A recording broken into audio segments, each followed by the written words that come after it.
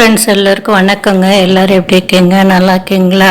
சரிங்களா? இப்போ அடிக்கிற வெயிலுக்கு நம்ம என்ன பண்ணுறோங்க, உடல் சூட்டை தணிக்கிறதுக்கோசரம் தேடி தேடி ஓடுறோங்க. என்னென்னா ஐஸ்கிரீமு, நீர்மோர், இளநீ, வெள்ளரி பிஞ்சு, இதெல்லாம் தேடி தேடி கரும்பு ஜூஸ் அப்படின்னு ஓடுறோம். ஆனால் வீட்டில் இருக்க பச்சை பயிறு வச்சு ஜூஸ் செஞ்சு சாப்பிடும்போது அது உடல் சூட்டை தணிக்குங்கிறது எல்லாருக்கும் தெரியுங்களா?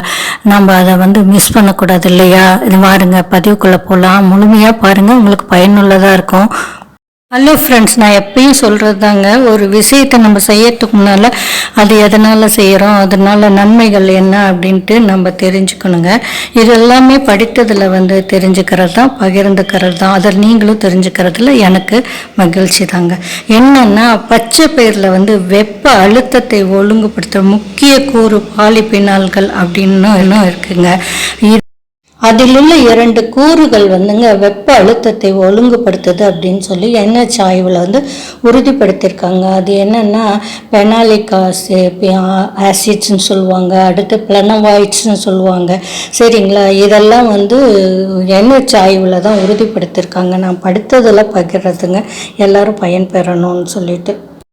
அடுத்தது எல்லாத்துக்குமே ரொம்ப தெரியுங்க. இப்போ பச்சை பயிரில் புரத சத்து அதிகமாக இருக்குது அப்படின்னு சொல்கிறது எல்லாத்தையுமே தெரியுங்க. அதனால் குழந்தைங்களுக்கு வாரம் 3 முறையாவது பச்சை பயிர் கொடுத்து வரும்போது என்ன ஆகும்னா, எலும்பில் எலும்பு வலு இருக்கும் மற்றும் நரம்பு மண்டலத்தில் வலு இருக்கும். அதனால் நோய் எதிர்ப்பு சக்தியையும் அதிகரிக்க செய்கிறனால என்னங்க, எல்லாருக்குமே இது தேவைப்படுங்க.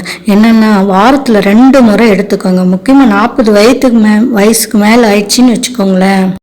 40 வயசுக்கு மேலே ஆயிடுச்சுனாங்க வைட்டமின் குறைபாடெல்லாம் ஏற்படும் இல்லையா? அதெல்லாம் இதனால் தடுக்கப்படுங்க. என்ன வைட்டமின் A, E, C, இரும்புச்சத்து, கால்சியம், போலிக் அமிலம் போன்ற சத்துக்கள் பச்சை பயிரில் நிறைஞ்சிருக்கு. அதனால் அடிக்கடி உண்றதுனால என்ன ஆகும்னா, அதாவது சாப்பிட்றதுனால ரத்த சிவப்பணுக்களின் எண்ணிக்கை அதிகரிக்கிறதுனால என்னது, ரத்த சோகை குணமாகுது. சரிங்களா? இதனால் இதில் உள்ள நார்ச்சத்து மற்றும் தாது சத்துக்கள் ரத்த ஓட்டத்தை சீராக்குது. சரிங்களா? ரத்த அழுத்தம் தொடர்பான பிரச்சனை உள்ளவங்களாம் இருக்காங்கன்னு வச்சுக்கோங்களேன். அதான் பிளட் ப்ரெஷர்லாம் இருக்கவங்க, அந்த மாதிரிலாம் இருக்கவங்களாம் அடிக்கடி பச்சை பயிரை உணவில் சேர்த்துக்கிறது ரொம்ப ரொம்ப நல்லதுங்க. சரிங்களா?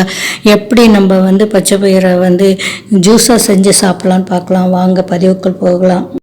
தேவையான பொருட்கள்லாம் ரொம்ப ரொம்ப ஈஸிங்க. இப்போ 1 டம்ளர் பச்சை பயிர் எடுத்துட்டிங்கன்னு வச்சுக்கோங்களேன்.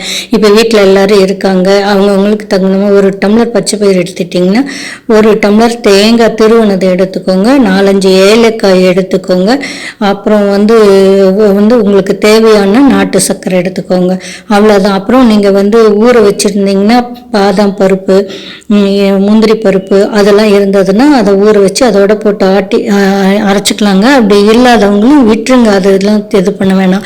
இப்போ ரொம்ப உடல் சூட்டை தணிக்கிறதுனால இப்போ நிறையா வீட்டில் சப்ஜா விதையெல்லாம் வச்சுருக்கோம். சப்ஜா விதை இருந்ததுன்னா ஊற வச்சு அதையும் தனியாக எடுத்து வச்சுக்கோங்க.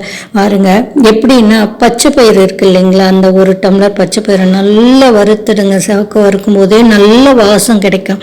அதோடையே கூட நீங்கள் ஏலக்காய் போட்டு வறுத்துடுங்க. வறுத்து நல்லா ஆற வச்சுட்டு அதை மிக்சியில் போட்டு அதனுடன் தேங்காய் நீங்கள் வச்சுருக்கீங்க இல்லையா, அதையும் போட்டுருங்க. அப்புறம் நீங்கள் பாதாம் பருப்பு, முந்திரி பருப்பும் இருந்தது ஊற வச்சுருந்தீங்கன்னா ஒரு 4 நாள் போதுங்க. அதை அதோட போட்டுருங்க. கொஞ்சம் பல்ஸ் மூட்டில் ஃபஸ்ட்டு சுத்த விட்டுட்டு ஃபஸ்ட்டு 1/2 டம்ளர் தண்ணி ஊற்றி அரைச்சிக்கோங்களேன், நைஸ் அரைச்சிக்கோங்களேன் முடிஞ்ச வரைக்கும். அதுக்கப்புறமே எடுத்து பார்த்துட்டு மறுபடியும் 1 டம்ளர் தண்ணி ஊற்றி அதை நல்லா சுத்த விட்டுட்டு அதை வடிகட்டி ஒரு பாத்திரத்தில் வச்சுக்கோங்க. திருப்பி அந்த சக்கை இருக்குது இல்லைங்களா, அதை போட்டு இன்னொருக்க கொஞ்சம் தண்ணி ஊற்றி நல்லா அரைச்சிட்டு அதையும் வடிகட்டிட்டு அந்த சக்கையை போட்டுருங்க. அவ்வளோதாங்க. இதோட உங்களுக்கு தேவையான அளவுக்கு நாட்டு சர்க்கரை, எவ்வளோ இனிப்பு வேணுமோ அந்த அளவுக்கு நாட்டு சர்க்கரையை கலந்துட்டு ஃப்ரிட்ஜில் வச்சுடுங்க. ஃப்ரிட்ஜில் அதை எடுத்து நீங்கள் பரிமாறும் போது நீங்கள் ஊற வச்ச சப்ஜா விதையை கொஞ்சம் நேரம் முன்னால் கலக்கிட்டு நீங்கள் குடிச்சு பாருங்கள், கொடுத்து பாருங்கள் குழந்தைங்களுக்கு. வெயிலுக்கு எவ்வளோ உடல் சூட்டை தணிக்குது. இந்த ஜூஸ் வாரத்துக்கு 2 தடவை எல்லோரும் குடிங்க. கண்டிப்பாக ஹெல்த்து, உடல் சூடும் குறையும், உடம்புக்கும் நல்லது, எக்கனாமிக்கலு. அப்புறம் அதுவும் இல்லாமல் வீட்டிலையே செஞ்சதுன்னு சுத்தமாக செய்கிறது, நம்ம மனசு திருப்தி எல்லாமே திருப்தியுமே உண்டு, குழந்தைங்களுக்கு செஞ்சு கொடுத்த திருப்தி இருக்குது. படித்ததில் பகிர்ந்ததையும் நீங்கள் படிச்சுட்டு அதனுடைய பயனையும் தெரிஞ்சுட்டு பயன் பெறுங்க. நன்றி, வணக்கங்க.